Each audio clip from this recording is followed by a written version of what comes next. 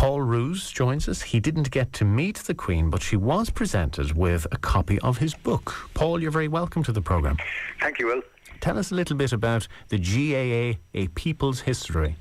The GAA, A People's History was a book that I wrote with Mark Duncan and Mike Cronin, two colleagues of mine, with the assistance of a Kilkenny woman called Regina Fitzpatrick and one from Donegal called Arlene Cramsey. And it is essentially the history of the GAA over 125 years, told through photographs and stories of the membership of the Gaelic Athletic Association. Okay, and she's not the only head of state to receive a copy of this, I gather. No, we've had an interesting couple of months. It was presented to President Obama in the White House on St. Patrick's Day as well. So if we could get the Pope in a copy in the next couple of months, we could have a nice promotional video of the three of them. Yes, a hat trick, so to speak. It would be a nice hat trick, but I think we're trying to press some of the representatives of Moneygall to ask questions of Obama to see if he's actually read it when he comes down. Be like a quiz, or facing the headmaster the next day. You remember going into school and being asked 10 questions about reading something of the day before? Yes, I don't see Obama being put on the spot.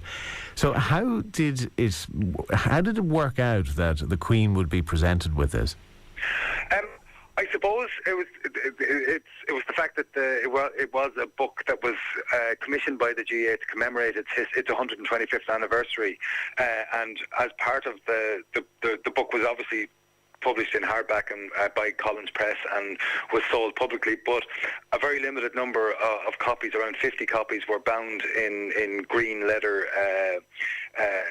covering and in a special commemorative box, and was presented to a number of people. Brian Cowan got one, for example, who launched the book when it happened, and Mary McAleese herself was presented with a copy, and I think a small number of commemorative copies have been kept. And it was actually, I have to say, I was taken by surprise when it happened. We hadn't been told it was going to happen, nor had we been told that Obama was going to get it. It was just it's something that emerged afterwards. Yeah, but as surprises go, that's pretty impressive.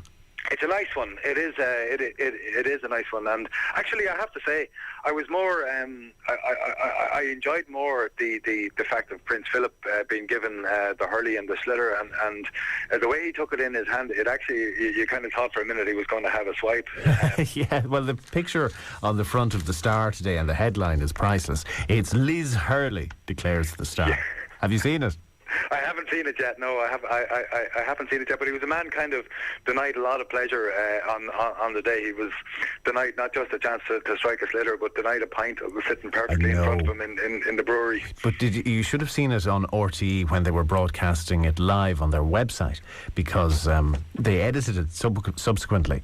But Philip hung around there for, I'd say, 10 or 15 seconds. He was thinking about it, and he was staring at the pint. And Ryan Tubridy had taken the Queen nearer to the window, and I think she stopped and looked around, and I don't know, it was off camera as to whether she beckoned, but Philip got the idea anyway that he was not to have that pint. Yeah, it could have been a long day for him if he'd set into it. But it's again, and I didn't actually follow too much of that, but I understand that the tradition was, or at least explained by the man at the pint, that it's presented to the oldest person in the room, which